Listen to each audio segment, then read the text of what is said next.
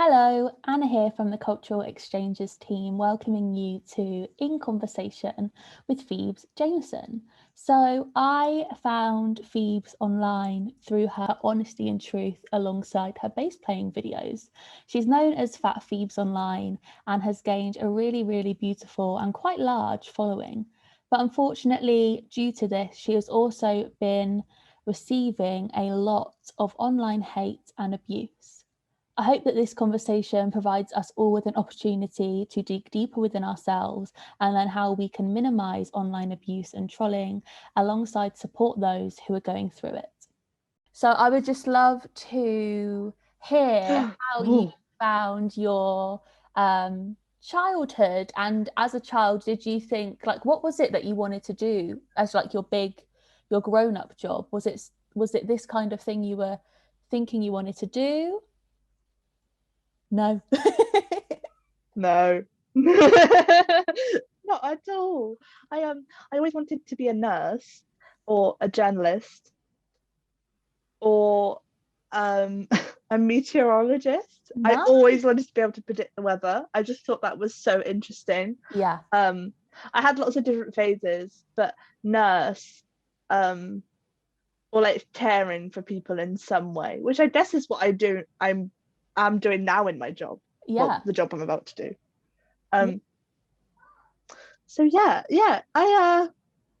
I don't know. I had a very tough time at school. So a lot of my focus was not on my future or my grades or like anything like that. What I chose to do when I finished my GCSEs is go and do music because I had no idea what I wanted to do. And I was like, I'll just do something I enjoy, which was a really bad idea. No. It was not good. Not It ruined music for me for a long Oh, time, and then but it's how I learned bass, how I like started to learn bass. Um, but yeah, so I mean, I'm not saying people don't do what you love, you should, but like I don't know, with hobbies, I think a lot of people agree there's a thing with like they say don't do your hobby as a job, like yeah. and so it's now like my bass is right next to me now. Bass is like my outlet and relief Yeah. and like but yeah, so I never really knew I never really like I wanted to just I guess do something that helps people. um Which your fight, like you said, it was that you wanted to like be a nurse or a journalist, and I feel like in a way your platform and what you do marries those two aspects together, like in a way that has served you and other people amazingly too. So it's almost it's sweet that although it isn't exactly what mm, it wanted, it's like your like baby Phoebes alongside your life has allowed you to create like what you wanted to do for you now. I never thought I'd work in mental health, Mm. which is what I do now. I'm in the youth mental health sector, so I never ever thought that that's what my job would be because I was in therapy for so long. And like when you're in therapy, you don't think, well, I mean, some people said yes, they're going to be a therapist, but I was like, I'm not going to be a therapist, but maybe one day. But for now, um, I just never ever thought that's what I'd do. So it's quite interesting that Yeah. going through the services led to that experience. But just to go back to what you kind of touched on, would you like to speak a bit more about why school and education wasn't good for you? Yeah. Oh, lots of reasons. I think the school system in general is just not suitable for everybody. Mm-hmm. Right. So when I was younger, I went through this trauma and I'd never realized that it had happened to me. And I think that so between the age of 11 until I was 14, I had no idea it had happened. Like my brain, it just was so traumatizing. My brain just didn't know how to handle it. I was in development as a teenager and like Mm-hmm. it just got repressed. And then, but there were signs that a trauma had happened. On reflection, I like know that now, but at the time I didn't know. So I was in a classroom one day and I'm like, do you know like citizenship? Like they do like Yes. yeah, at school, which was actually one of my favorite lessons because even though we didn't learn really anything or cover any basis, it was interesting. And like the one lesson where like you had a bit more free speech. So uh I liked those lessons, but they talked about something and I got a flashback. I didn't know it was a flashback at the time, and it really freaked me out. And that's when I then started to like begin self-harming, and I didn't realize why I was self-harming. And I told a teacher at school, and in all of this, like my mum had been really ill, my dad had left and come back like many times, and I just like I had personal circumstances as well as school being difficult. And then sort of in 2015, 2016, things got really bad and I made an attempt on my life. And I like then started learning through like counselling. I just did counselling at first, that I'd been through something really bad, and that had happened to me. And it was then starting to piece that all together. So whilst going through all of that, I still had to go to school. And then my mental health just deteriorated, and this was all now as early signs of bipolar, which is I'm under the diagnosis process for bipolar 2. So as a teenager, they were the signs. Like I was having signs of different things, symptoms of bipolar, and definitely went through episodes throughout like those years. But because I was so young, they like don't diagnose that early with illnesses such as bipolar, which you can see why. And through all of this, then I was also a fat teenager.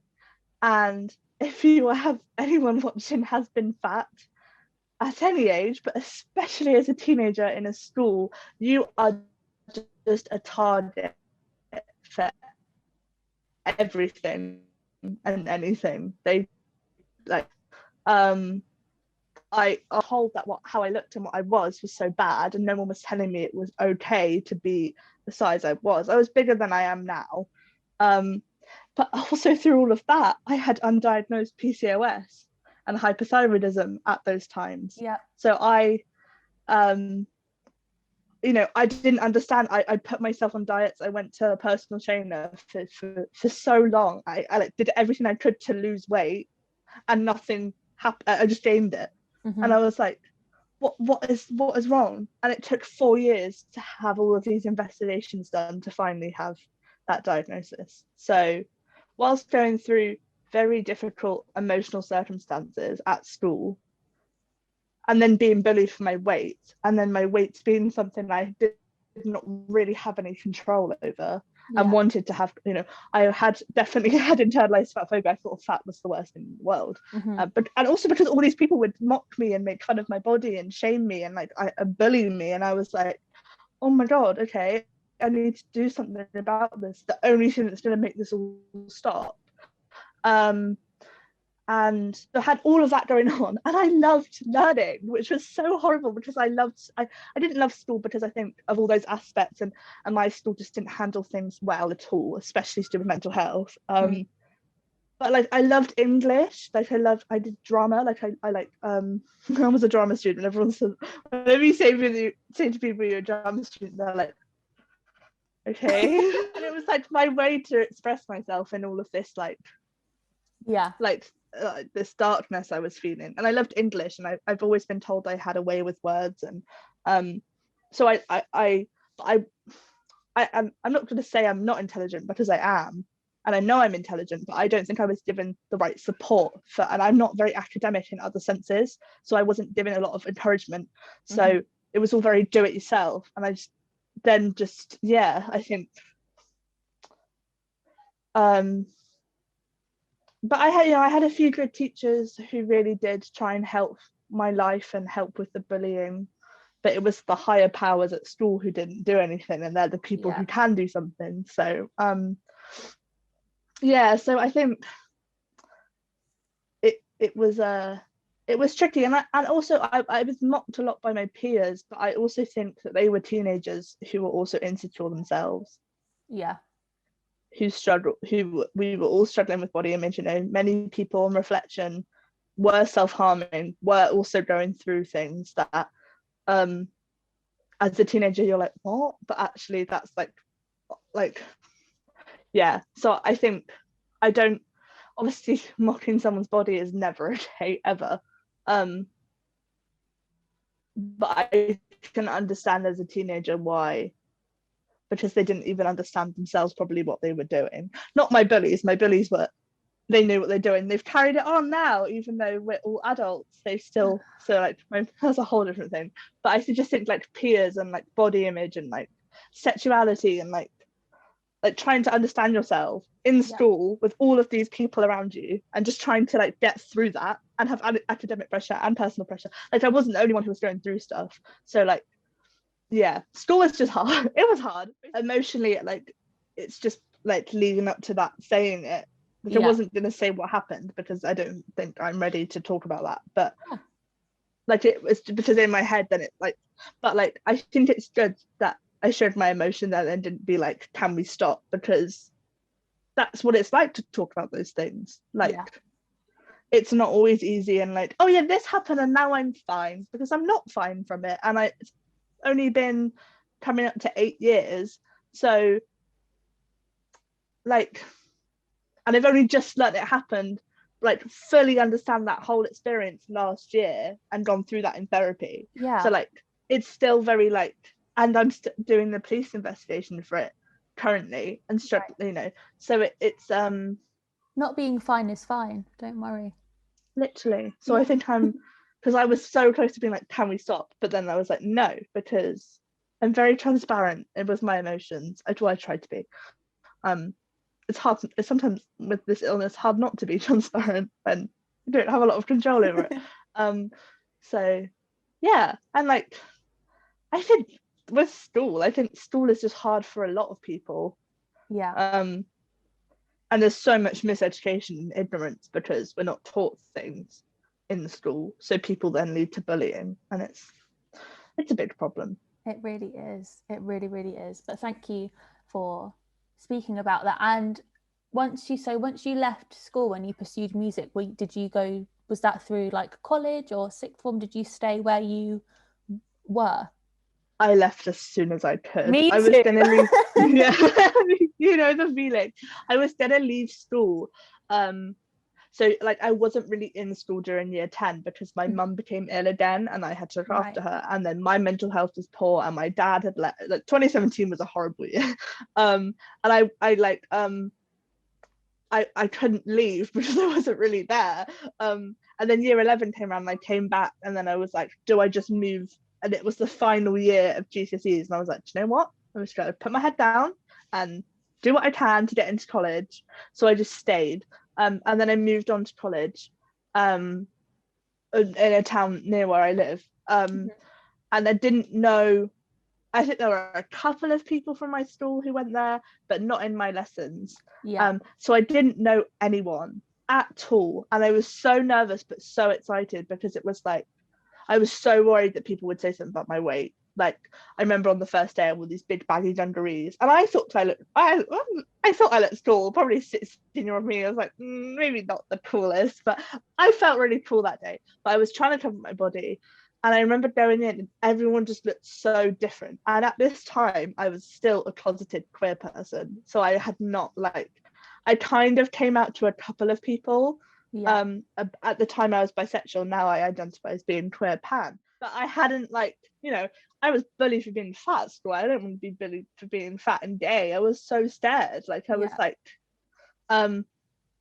so I just didn't tell anyone.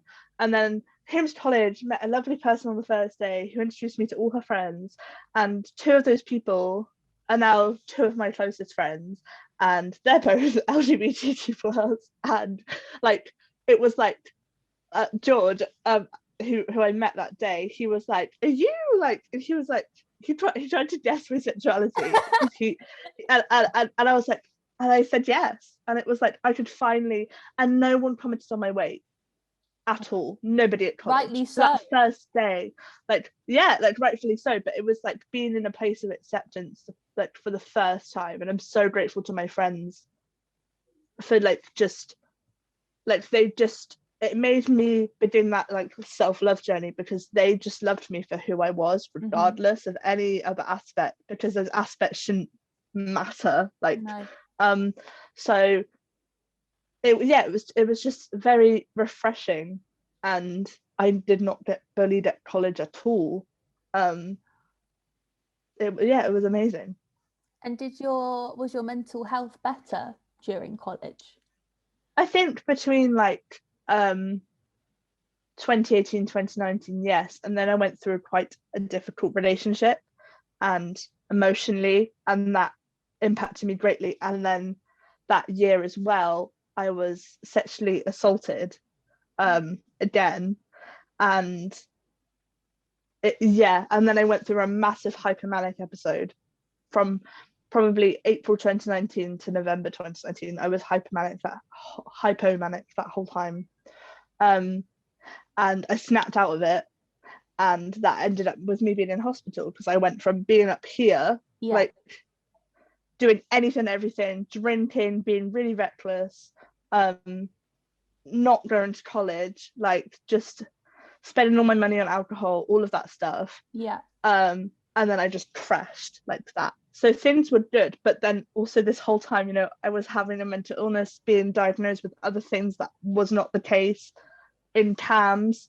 So making that transition from CAMS, is she going to go to adults or not? And I was very, very lucky to have a therapist in CAMS who was like, there is something more going on here than just low mood.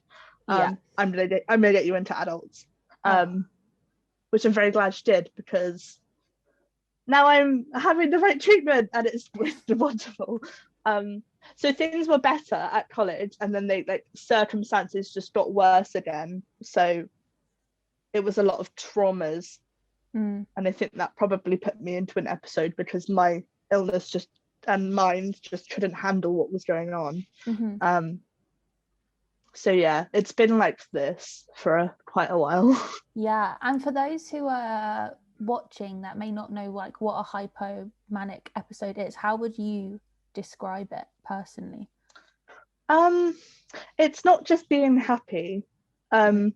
So a lot of people, I'd like to explain the difference between mania and hypomania, because mania is associated with bipolar 1, which is more, in most cases of bipolar 1, your mania is more severe than your depressive episodes. So your manic episodes are worse than your depressive ones. And your manic episodes will most likely be the ones that get you hospitalized if that ever happens. Bipolar 2 is just the other way around. Your depressive episodes are worse than your manic ones. So it's hypomania because it's not like severe mania, in the sense that I wouldn't go, I did have a problem with spending, but like not to the point I'd go and buy a house. So like, I'm not saying every person who's ever experienced mania does that, but that's like, there's different like severities of it. So a hypomanic episode, this is just for me, it's different for every single person, was like not sleeping at all, barely, 2, 3, 4 hours, and I'd be able to go and do a full day's work, or like go and do something.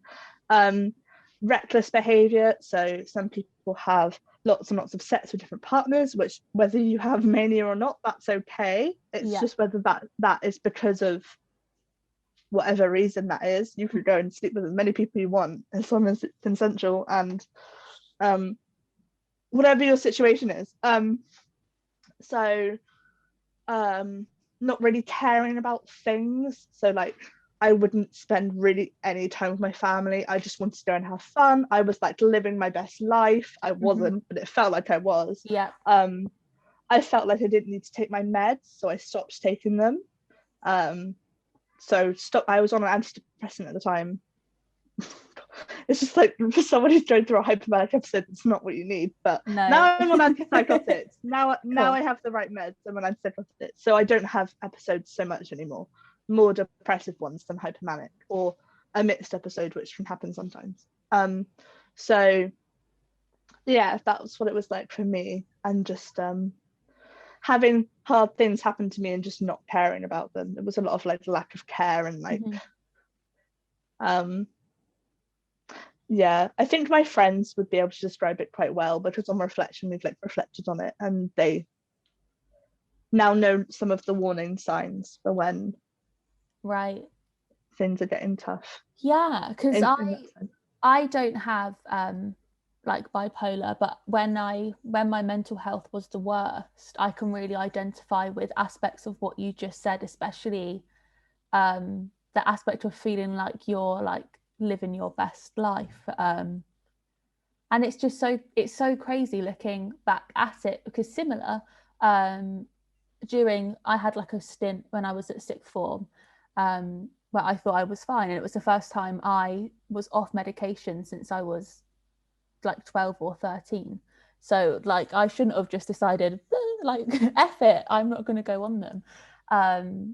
And it was like, looking back at it now, it's so strange, because then I thought I was like fixed, and I thought I had it all under control, and like it was only going to go up from here. Obviously a few months later, my mental health was really bad, but it's really beautiful to hear that you've been able to have that conversation with your friends about it, because unfortunately, due to my episodes, then I'm now not friends with those people, and I wouldn't want to like go back to it, because I think that there's a lot of trauma for me and them there. But it's really nice to hear that you've been able to figure that out. I think that for a lot of people that go through those, not necessarily exactly what you said, but similar, it's nice to hear that you have the possibility to go back and rectify it, because I think so many people, once it's happened, want to go, I'm not going back there again. So yeah. Yeah, I'm very grateful for them and their understanding, and I think it was just I think we all knew something was going on. The amount I drank, and like you know, I didn't do heavy drugs, but I did some substances. Yeah. And like, yeah, just the amount I wanted to like go out, and like especially after like being assaulted, I kind of just brushed it off. It was like, why isn't she like processed that, or like, I don't know. Now I have a bit more. But yeah, because the other thing was, oh, I've just turned 18, or I'm 17, turned 18. Is this just me being a teenager? But probably partly, like, with some aspects of wanting to party and stuff like that. But really, no. No. I think it wasn't completely obvious to people that I was going through that. Like, I didn't tell people I'd stopped taking my medication. No, like I was either. No. I literally was just like, it was my decision. It's what feels amazing for me right now. I don't need meds because I'm doing so well. It was like this, like, yeah, you feel like they're weighing you down in those moments. Yeah, in those moments. And I even stopped taking medication for like my physical conditions as well. I was like, I don't need it because my body is literally amazing. Like, it was yeah, it was hard, but I haven't had a hypomanic episode for a long time, which could possibly waver my bipolar diagnosis at some point, because not everyone has the diagnosis forever. But some people have it as a lifelong condition. I don't know if I will. I can't say that. I'm 19 years old. Like, I'm gonna obviously develop, and but I think a lot of my bipolar has stemmed from trauma and my development stage as a teenager. So I think that's if I can go through, I have like trauma therapy at the moment, and I'm doing a sexual, like, psychosexual therapy and like sexual assault therapy in roughly a year's time. So like, if all of that, I like work through the trauma and understand how it's impacted me, then perhaps the diagnosis might change. But it's very hard because I also have lots of symptoms of PTSD, so it's like, it's very like, it could be both, it could be one or the other. Like, at the moment it's bipolar, it could change, I don't know. Who knows? I think that's the hardest thing, is the diagnosis part too, with all of these. Because you just want somebody to go, this is why. This is why. Here we go. But it's hard. It is tricky, and especially the diagnosis for like illnesses such as bipolar, PTSD, schizophrenia, OCD. Those diagnostic processes average take 4 to 7 years, because they have to see you across a long period of time. I mean, you can do certain things, like, you know, I had a therapy, and it was like a formulation of my life and going through childhood, and how my childhood impacts my adulthood now. And so like, I learned a lot through them, and my therapist then learned a lot about me and what shaped me to be why I'm in this place now. So yeah, that can like speed things up, but obviously yeah. And alongside your mental health journey, which you were, and like you're so beautifully transparent with this online, I think that that's something that is so lovely to see. Has it affected your relationship, like with your like online presence? Do you think that how do I word this? It's like your relationship with your like online presence and like the growth of it, has that affected or changed your relationship with your mental health at all? Like, have you seen it as an aid, or do you like do it as a duty, or is it just like as and when? More as and when. Like, it's very like, I talk about things when I want to, because I think this year and last year was obviously it's been tough for everybody as an underlying aspect that we're all going through, but I also had lots of trauma happen last year and still currently. So I think I'm very like, I will talk about this when I want to talk about it, if I want to.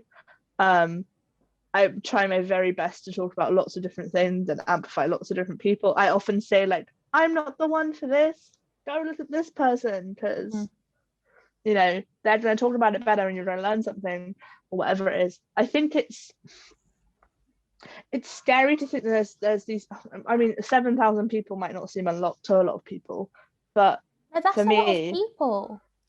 but they're not all going to fit in my house, like.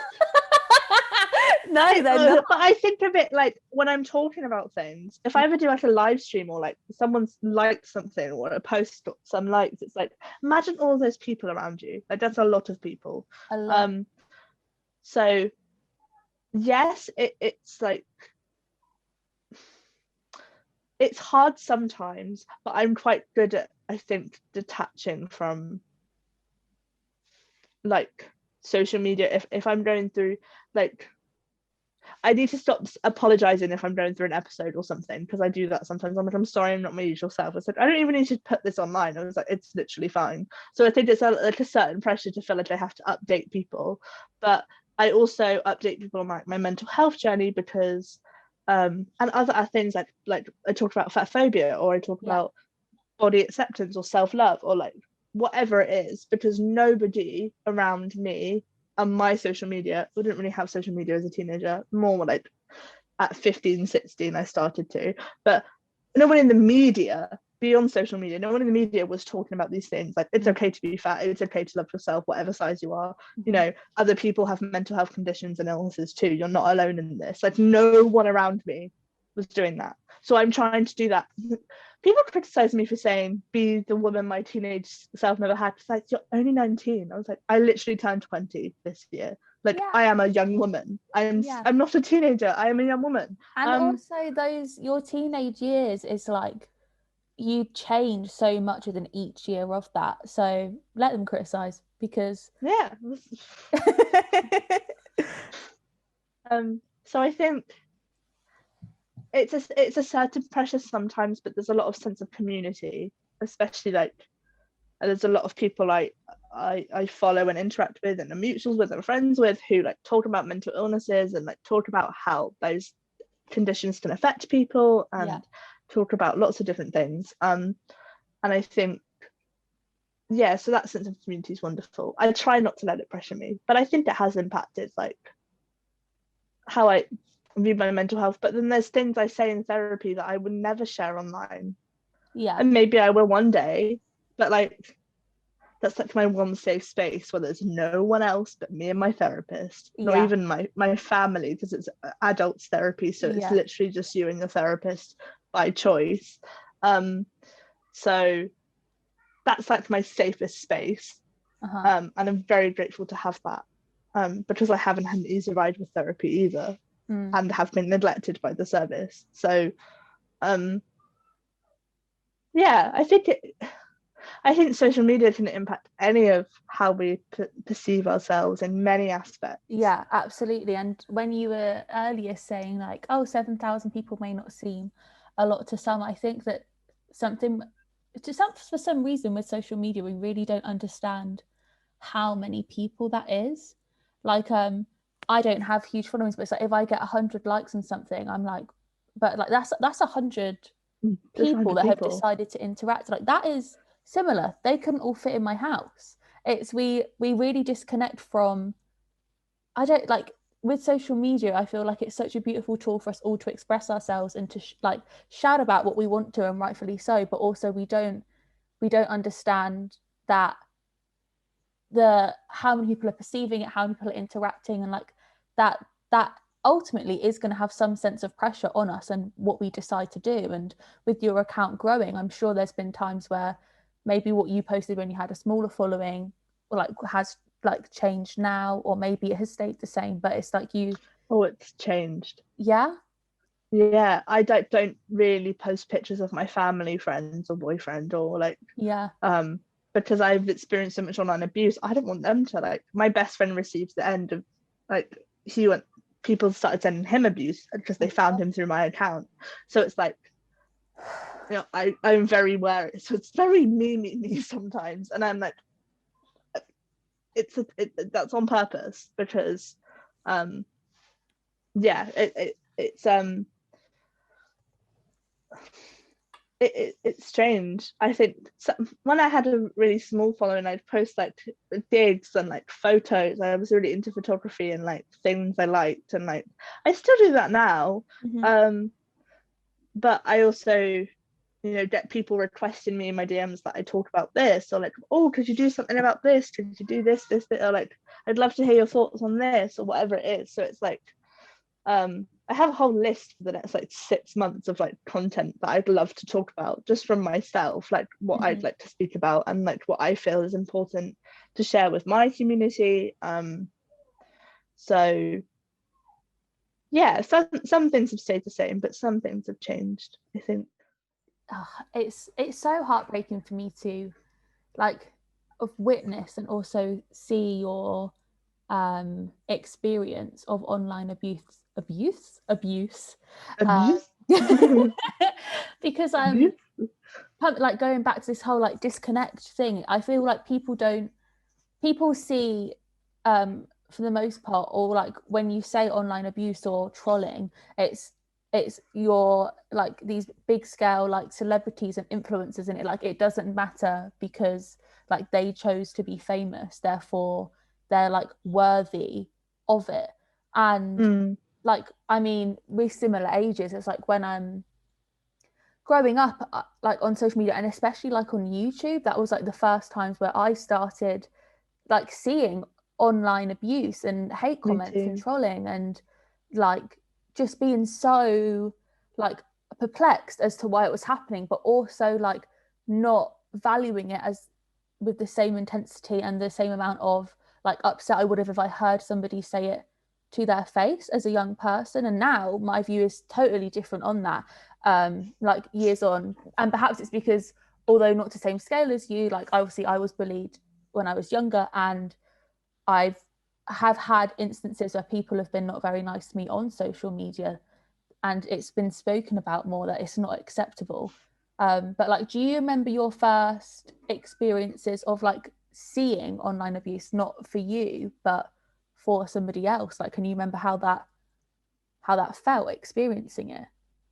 Yeah, I think seeing it, same like YouTube comments and like I and know. like on lots of different videos, or like a big one for me is publications and like exploitation and like that sense, or like mocking like bodies, or like um commenting on like little aspects of people's lives that they've not shared, and like the paparazzi have found it. Like I call that forms of online abuse still because of Yeah. like these media publications. So I think that was, yeah, YouTube. And like I was really into politics. I'm still a very political person, and but not so much, I don't think electoral politics is the way to go for change anymore, and I've changed my views on that. Mm-hmm. But I used to be really, really involved in it, and I think seeing abuse like Diane Abbott, for example, from the Labour Party, Mm. would receive, Yeah. that's like under her tweets or like videos or whatever, there's all of this abuse. I think that was like the first time like I saw it. Or like to YouTubers I like watched, like Yeah. like a lot of fat phobia or like homophobia or Mm-hmm. racism or misogyny, like it was all just there, like, and Yeah, it was just just and it yeah, normal. yeah, everywhere. Um oh, it's so crazy. Just thinking, because obviously I've never linked um like all aspects of different types of media as online abuse, and like thank you for saying that, because of course it is the same. But even although not online, it's like if you think back to like when I was a kid and I'd be like getting like teen magazines, and this is a memory that I have so much is I went to the doctors when I was in my teen years and I had like disordered eating, and I remember like waiting and all of the magazines that were in the hospital just was like figure shaming women on the front of the magazine. And it's like, how, like, why is this acceptable? Yeah, like they'd circle cellulite or like stretch marks or Yeah, a tummy, like of celebrities on holiday. they're on And like holiday. Beyonce, like Gemma Collins, there was like J Lo, like um Adele, like so many, Rihanna, Mhm. like so many famous people. They Yeah, would just like mock. and Um, when I was going through that, like I'm bigger than I was then, but it was like they were still like skinnier than me at that time. And so then you're like, oh my yeah, it's like, god, wow, like so I'm even worse than I thought I was. I need to change this even bigger than I wanted to then. mm, Ugh, yikes. because we never had that representation of like, but like, yes, for fat bodies, and I think that's a whole other discussion, but for anybody as well, like Yeah, any shape or size, you would be criticized, and there's always trying to get the perfect body. And obviously this is a very well-known narrative, there is no such thing as that. no. um but I think it was like impacted fat bodies and fat people so much more because we weren't even deemed as being acceptable, still Mm. not. Yeah, I think with online publications and just publications in general, it's very exploitative. Yeah, um which I would say, if it's an online publication, is the form of online abuse. yeah, right, yeah. And I think you know why I'm trying to conceal my anger and don't get angry very often, You but get angry. I have experience of that lately, and I don't even know how to word it. Like people are like, so basically, the Daily Mail put me in their publication without any of my consent, consultation. They've taken these pictures of me that I haven't consented to them using. Like, um, the whole article piece is just plagiarism of a piece I was in. Yeah, Basically, it's horrendous. And like, and people are like, well, some people are like, well, just move on, And I'm like, you don't even know like that feeling of like powerless, how powerless I felt and still yeah, do. And like it also then brings up, and not everyone has this, but it brought up all of my trauma of like non-consensual experiences and yeah. violation, and like all of that came up last week. So it's like, and with publications like who are far right and um who do these kind of things and like exploit people's appearances and what they've done and like all of this stuff, Mm. they know their readership. Yes. That's the other thing. And they know their readership will then go and find that person, whether they're famous or not, and say things, which has happened here. And it's like, and Mhm. imagine that on a larger scale. Like, imagine how every single person was thinking about Adele's weight loss. I know. Like, or anytime Gemma Collins does anything and her body is visible. Like, Yeah. Lizzo is I love Lizzo so much, and I always talk about Lizzo in any possible way I can, but Lizzo, she's incredible. I love her. And yeah, like but she is so, like, they comment on every single thing about her body, like Like it's their job. like it's their job, and like because they make money off it. That's why they Yeah, don't stop, because of people course. still buy it and read it. And yeah, so representation it has been a big problem, but so has exploitation. We want this representation, but it comes with all this like, okay, it's like great that another publication has done an article about me, but there's all these aspects to it, like Yeah, that makes it definitely not great. But if we want representation and inclusion, like we're then just faced, so many of us are just faced with exploitation and hatred and malice, and it then makes it, there's so much that needs to change, like with our media and social yeah. media and all of that, and just in society as well. But Yes. Has your experience, well, I'm saying your experience like you chose to be a part of it, you didn't, but has this situation with the Daily Mail, has that affected, or did it at a point like affect your thoughts on continuing to do articles and publications? Yeah, absolutely, I like thought, do I stop this now? Like, do I just stop my social media? Like, do I just like make my accounts private and that's it, just have these people in these accounts for now who eventually will probably unfollow? Like, do I just like, and yeah, did you get I was, like a lot of online abuse from the Daily Mail? Like, I mean, I don't I know. I can't know Yeah, exactly where it's come from, because the Daily Mail was so quick with it and posted it on the afternoon that the BBC article had come out. So the BBC article I had consented to, it had yeah, been done weeks before. The whole process, the journalist was lovely. He supported me before the process, during the process, after the process, checked in, like made sure I was comfortable with everything, yeah, didn't include my social media at all, like all of this wonderful stuff, consulted me. And then so then when that was shared, I got so much trolling, like under my own tweet about it and under the BBC's tweet about it and on the article right. pages and all of that. But on the Daily Mail's tweet, there was already trolling underneath it as well. So I can't know abuse I've been sent exactly where it's been sent from Yeah, unless I can see that person replying to whatever. So yeah, it's like I've seen the trolling on the Daily Mail, so I have received trolling and yeah, abuse from the article being shared, so I can definitely say that. And it scared me. I was like, I don't want to live like this. I don't want the Daily Mail. I don't want to be in the Daily Mail. Like, so I don't want to be in the Daily Mail. really, it really freaked me out. Like, I was like, Yeah, oh my, it like freaked my boyfriend out. He was like, you're in the Daily Mail.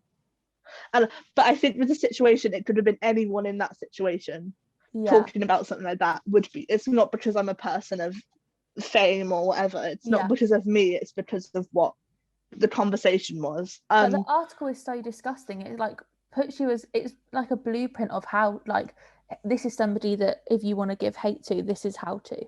Like, it's Basically, it's so, it was so infuriating to read, especially straight after your BBC article, which was such a like great piece about you and all you do, to then it was like the Daily Mail just was the bully of the BBC, of just being like, meh, like weaknesses, like this is what you like. Oh, it was disgusting. and the title, it like meant, it was like body positivity activist. That's not what I am anyway. Mm-hmm. I'm not a body positivity activist. No. You're just 19. Phoebes. Yeah, it's like, and if you're gonna say I'm at a difficult relationship with the word activist at the moment. Right. I'd say I am in some sense. I can't really go and do anything active in the community right now besides being online and talking like that. Mm-hmm. So I can't go and like to meetings and protests like we all want to do, and like what Mm-hmm. like in that sense of social change. But that's a whole other thing. But basically, and then the title was like, and that mentioned my suicide attempt. And it made, the way they'd worded it, it was clickbait for one. And it made me be like, this is not a fabricated story. I sat in this room and tried to end my life. Like, that's what Yeah. happened. And then I had all of these people being like, did she actually try and do that? And it's like, yeah. And anyone around me who cares to me, knows me, loves me, vice versa, knows that happened. I don't need to justify whatever you're going through. You never ever have to justify something like that ever. You know it's happened. Yeah. Like, um, obviously unless you're trying to get help or like access or like Yeah. obviously in that sense, but like it was the way these people were like wanting me to like, do you want me to describe it in detail? Like, I don't remember most of it because Yeah, I was like then prove it, unconscious. sense of Like prove it happened. It's like, what do you want to see my medical record? Like, what do you want me to do? I can't do any of that and I don't need to. no. So that was the way they had like written that. I mean, it's not untrue what had happened. They haven't lied, but they've, the way that they've worded it, the way they've gone about it, like the way they've mentioned my location, they added me and like I had directly linked to my social media. They've taken it out now but left that at it. And like it's, I'm trying to get them to take it down, but they won't. Yeah. So it's yeah, it was just infuriating. And then I also think about the people who know me or follow me or who see this is the first glimpse they ever see of me, now think that if you ever speak up about these experiences or ever speak up about online abuse, that this is what's going to happen, or like Yeah.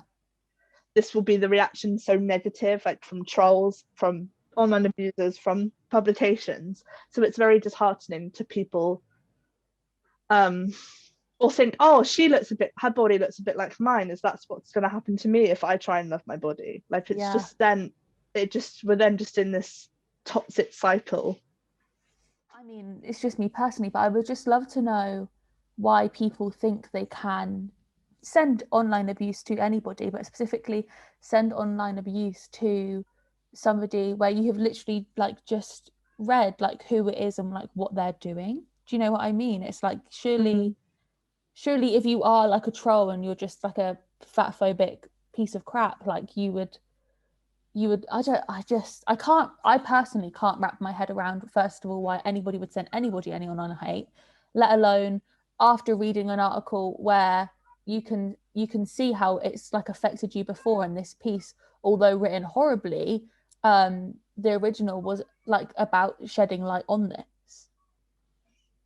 And So it's tricky where like I try and put myself, because I've experienced online abuse so much in so many different forms, just like it's like I don't like to say like severities, because trolling is still awful and trolling often leads to then violent, like horrific abuse more often than not. But like trolling for me I can kind of handle now, because it's like I've had it so much. I was bullied severely at school. It's like I've heard everything you want to say about my body and about me before. Go on, do your worst. Like with those severities I often try and put, I don't like saying severities because I think it's all valid, of course it is. So with those different types of abuse online, some people argue that trolling isn't abuse, but I think it's a gateway to it, and most often than not they're doing it because they want a reaction and like all of that. And so I think a lot of it, when I've tried to put my feet in their shoes basically, and I think for one, it's so much ignorance and just not understanding things and never been taught things, and they perhaps haven't been given that opportunity to learn about like like I had to go out of my way to learn about fat phobia. I didn't learn it in school. I didn't learn it from my family. I read things online, in person, you know, I watched things, I like wrote things down, like I've studied it for like years now. That's how I learned about it. So I'm now trying to do that and try and get other people to learn about it. But so I think a lot of it is ignorance, and I think a lot of it is insecurity themselves, because if you're seeing someone, whether it's someone who's fat, someone who is of a marginalized sexuality, gender, whatever, race, like so many aspects, I think so much of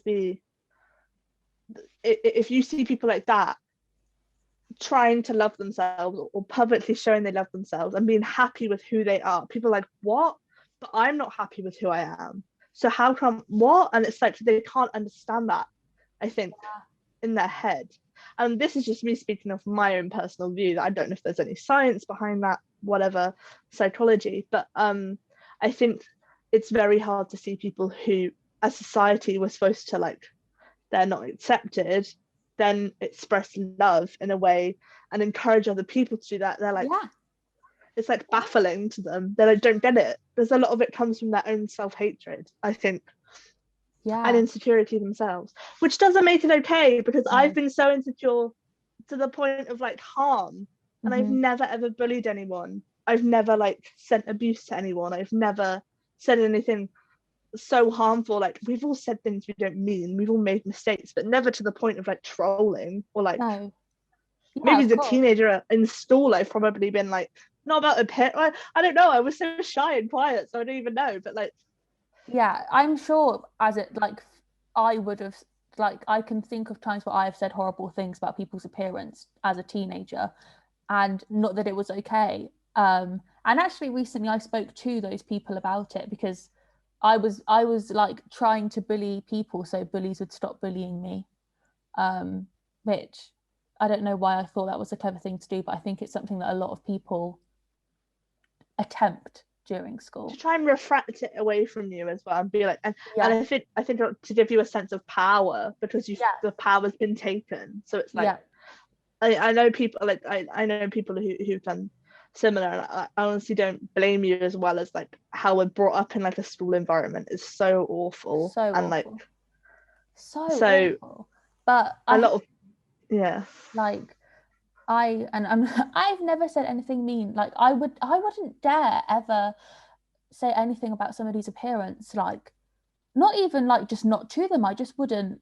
I would. Why would I? It's not. I don't why do you understand. care? Yeah, it's literally none of my business. No, at But all. it's especially like with going back to fat phobia, and I don't. I would say it is fat phobia, but it's like I still experience to this day. Like somebody will, like tweet or put up a post speaking about like what they've eaten and like be like, oh, I'm such a fatty or something like that, and I'm like, why are you It correlating? is fat. It Yeah, is like fat it is phobia. fat phobia, and it's like whenever I kind of want to speak up about this, it's always I don't know, like I always get told that like it isn't, and I'm like, well, I don't. First of all, like I don't think it's up to you to decide if it is or it isn't. But also, like, why do you first of all, why do you feel like you have the right to comment on what people are eating?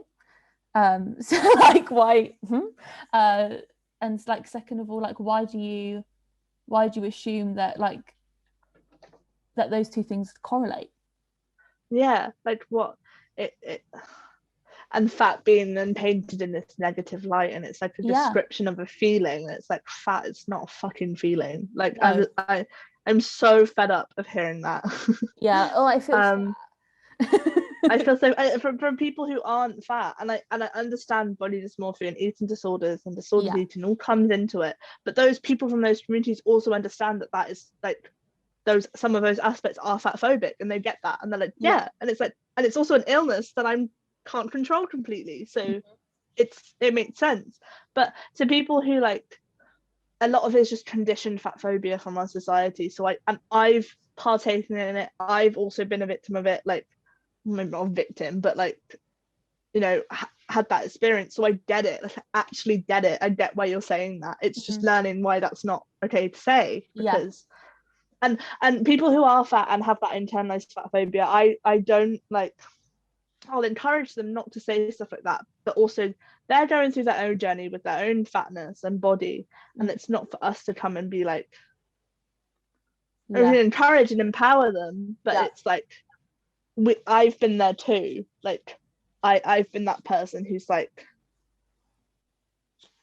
thinking fat is the worst thing ever whilst being fat, so it's like, I do yeah, feel for those people. So I do understand it, and I don't blame the individual. We all have a responsibility, but I don't fully blame the individual no, for no, for phrasing like that, and like for diet culture and all of that. Like, we have a sense of responsibility to not partake in those things, but if we're never taught that they're bad, what are you gonna what do? do you, yeah, Like, what do you and expect? then there's a small group of people being like, this is bad, and like, you're like, well, no one else is saying that, the people in power aren't saying that. Capitalism, baby. But it's hard to like, Yeah, for people to like process that. So, and that's in so many forms of like social issues, like, because if the majority are like, what you're talking about, and there's a minority who are like, this is bad, or like, we need to change this, then who are you going to listen to? Like, yeah, and I don't know why those of us in the minority are listen, like, I don't know, I think it's just through learning and education and like yeah, community, I think that's how that process starts. and a lot of people don't have access to those things. So it's like there's so much that comes nuance. There's so much nuance. Has your online abuse been like solely or predominantly like due to how you look? Most of the time it's fat phobia or misogyny. There's been a bit of queer phobia lately. Oh, kind of fun to throw in the mix. Shake it up a bit. No, it's not good. And obviously I know you spoke about like how with trolling it's like you're not like, it sucks to say, but it's like you're used to it now, you can deal with it now, which is like, it's great that you can, and I'm so like pleased that you're strong enough that it isn't affecting you as much as it may have before, but the fact that you have to deal with it is a problem. Yes, but but has your like do you see yourself becoming like with, and like specifically with you, but also just like in general, of course it should be the fact that these people giving you online abuse stop, and that's how it gets solved. But how have you, like, what for people that are maybe watching and they are going through something similar, what have you put in place to make sure that you're able to like deal with it like healthier? Or well, healthier I don't think is necessarily the best term to use, because being sent online abuse isn't healthy, like that isn't something that you should be experiencing, but it's like a sense of like safety, or like I don't know, like stability, and like to like keep the ball moving, like keep going in that sense.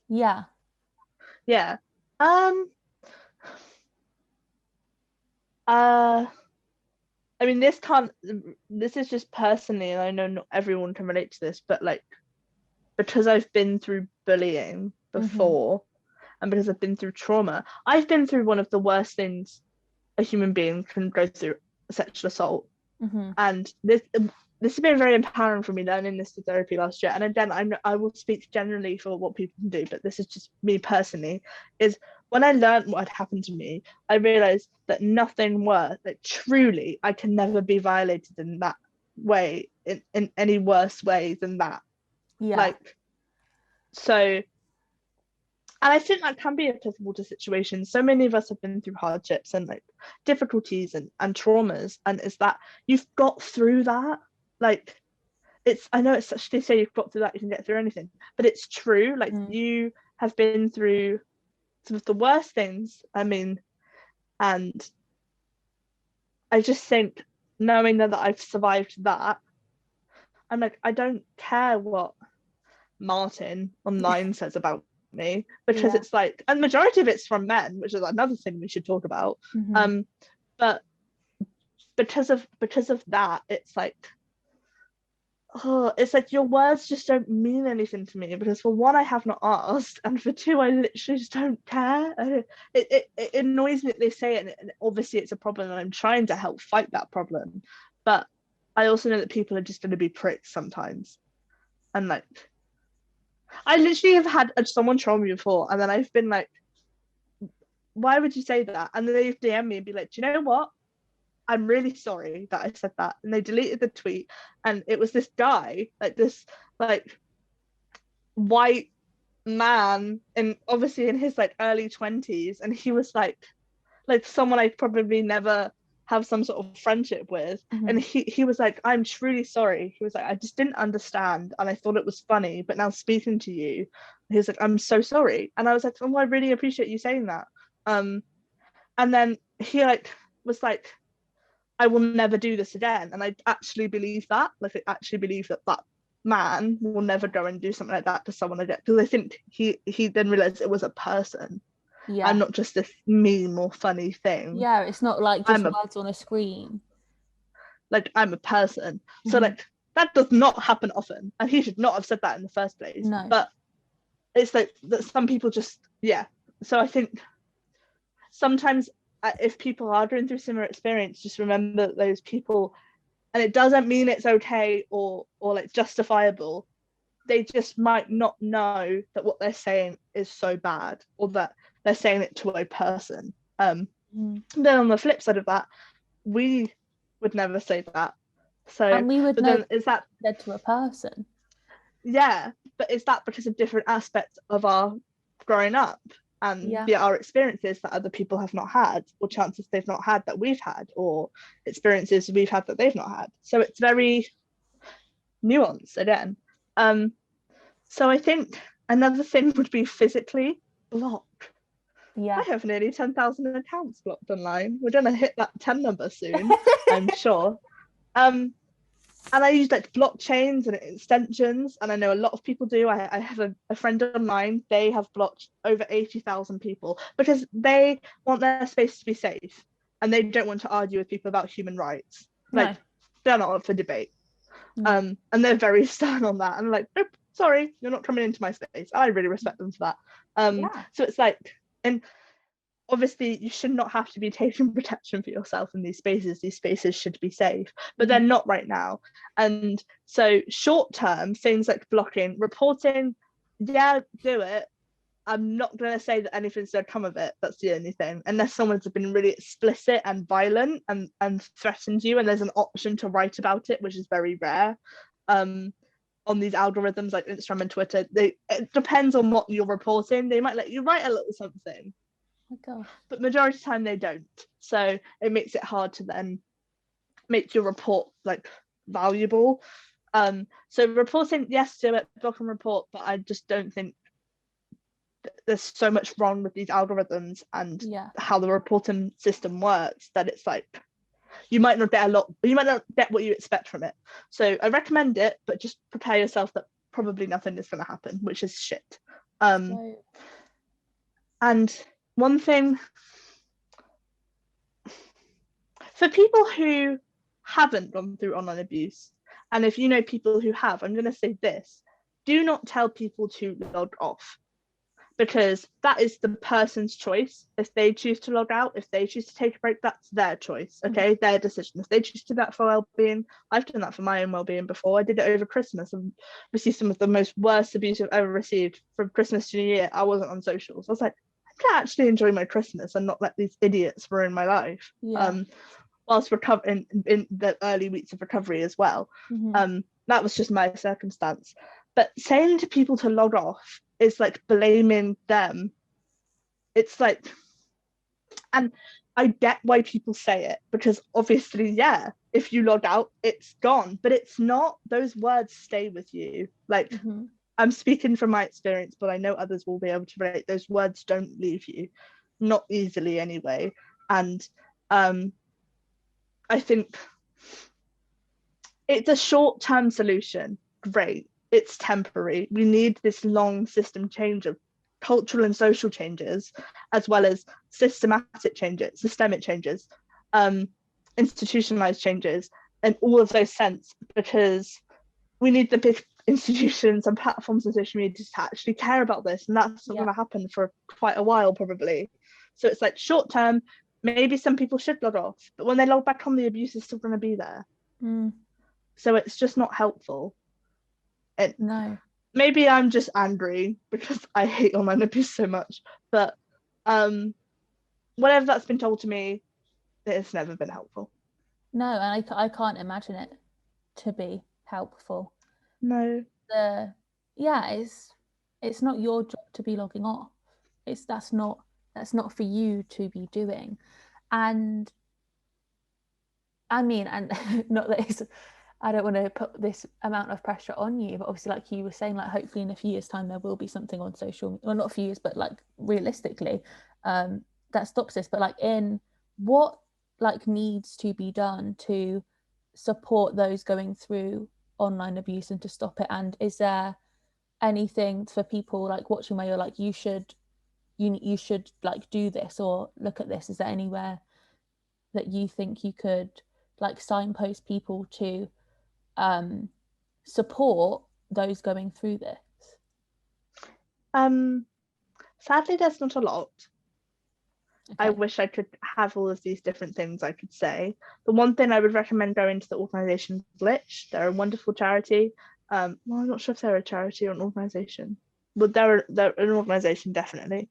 They work more to do with online workspaces, especially during the pandemic, but they're also here to like stop online abuse for mainly women and non-binary people and those of marginalized genders more than those of not, but for anyone. And they do like workshops on like self-care online. Like they're very like focused on the people who experience the abuse, not the perpetrators. So I recommend checking out the work they do. They often have different things people can get involved with. In terms of like support, there's not a lot. There isn't like a place I can come and signpost people to, oh hey, check them out. If you've gone through abuse such as like unsolicited sexual imagery, image-based sexual abuse, like formerly known as revenge porn, I would recommend plug the organization I co-founded, because that's a form of sexual violence as well, so we can help support with that. We're all about sexual violence. We're called the Speak Up Space. Check us out online. But for like online abuse and like kind of like oppressive abuse in that sense online, there's not a lot out there. I would say if the threats are to the point where someone is encouraging you to end your life or threatening to kill you or harm you in any way, or if you're fearing your life because of what's been said to you, then go to the police. Again, I'm not saying that your response will be great, because they just told me to log off. Oh my goodness. Yeah. And then they looked into what had been, I had to like pursue it twice to be like, can you do something? And the police officer was very blunt with me basically, and she said they would not hold up in court. And I was like, okay, even with all the evidence, cool, okay. So the whole system needs to change. I know I'm laughing, it's because I'm very cynical. But you can come to me, like I really want to set up like some sort of support group in this sense. Not sure how I'm going to do that, maybe in the next few months. I am working on a campaign, but my mental health just hasn't been in the place to like even think about that lately, especially with everything that happened with the Daily Mail last week. So it's been a bit of a struggle with that. But people are starting to talk about this a little bit more. There are white paper stage of the law trying to reform one of the laws and legislations around online abuse and malicious communication, which includes online abuse. That act is from 1988, if I'm correct. So needs reformity, definitely. So yes, there are different campaigns. So many of them come from celebrities and influencers, and it's great that they're doing it, but they obviously have access to like lawyers and have financial access and things that the average person does not have. Yeah, so they probably have therapy too, which is yes, needed. a privilege, sadly. I talk about a lot of my online abuse at therapy, and how, because a lot of the online abuse sort of brings up old trauma and all of that, and responses to that. So if the online abuse has ever made you like harm yourself or want to harm yourself, that is a crime. No one can make you feel that way. I guess some people would say that it's like what's the word? I can't remember the word. Like, I can't remember how that would be interpreted because of feelings, but it's still valid. So I wish I just want there to be a place that can be like, there it is. But it's I really do recommend Glitch. They are wonderful.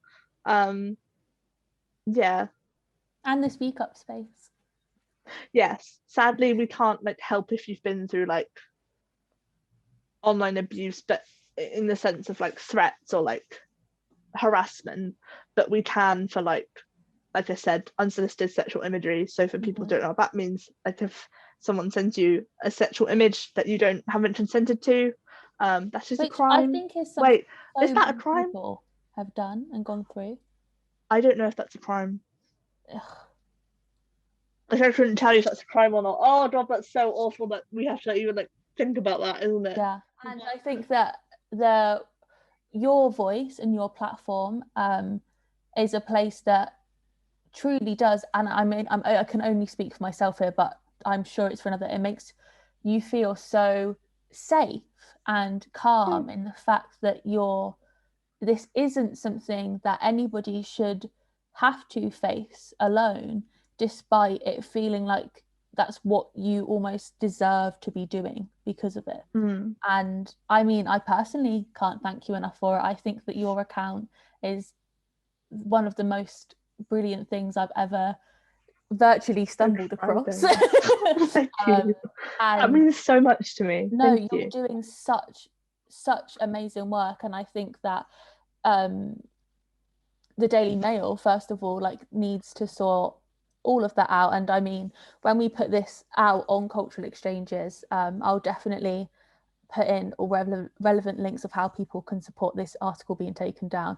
It should be down by then, but if it isn't, we will definitely support you with that.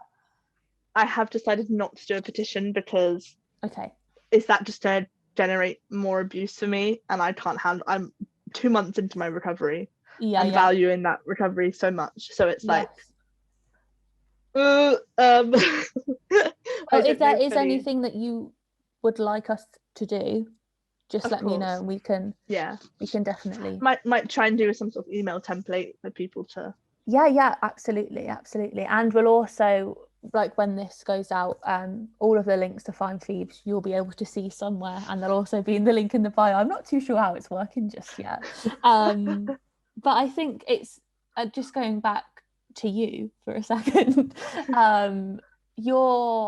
The fact that you have gone through a lot, and you're in recovery now, you're going through therapy, and like, as much as I don't want to be like, and you're only 19, like you still have so much life left, thank goodness.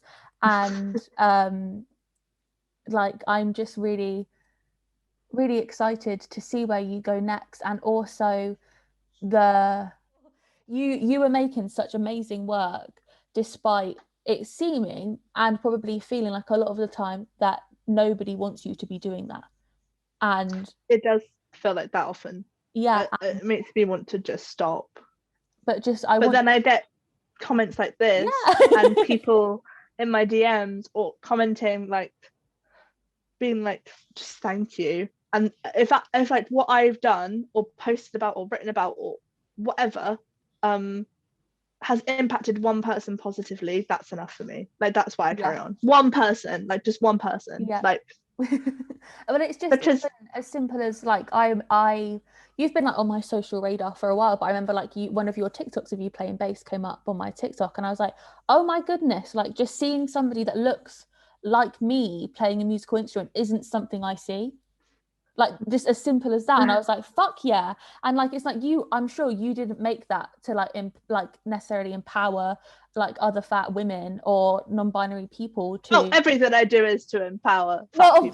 But do you know what I mean? It's like your like, authenticity is empowerment to so many people, and I think that you should give yourself credit for that more. It doesn't always have to be the tweets and the education and you supporting people through the speak up space and whatever else, whether it is DMs, because I'm sure you get several DMs where you are supporting people. I don't doubt that for 1 second, but it's like you just showing up and being you is like more than enough for so many of us. And I think although you have these visions to do these amazing things, and I will fully support you with that, and I'm really excited, just know that like you just existing and continuing to be online despite everything you have done is like a fucking amazing thing to be doing in itself. So don't discredit that. Okay? I'm very hard. Tried so hard not to cry. Yeah, I think you're so beautiful, and your body positivity journey has really, really, really supported me with mine. So thank you. Is there anything you feel like we haven't touched on that you'd want to before we? No, I just thank you for this opportunity to be able to talk about like having gone through my first experience of not being able to like consent to something being shared about me in a publication sense. I'm very grateful for opportunities now and like discussions or writing, video, podcasts where it's a safe space for both the interviewer and the interviewee or whatever the situation. So I'm very, very grateful that, you know, you have sat with me during this time, during some tough conversation. And yeah, I think I just want to say to people that like, I get told this a lot.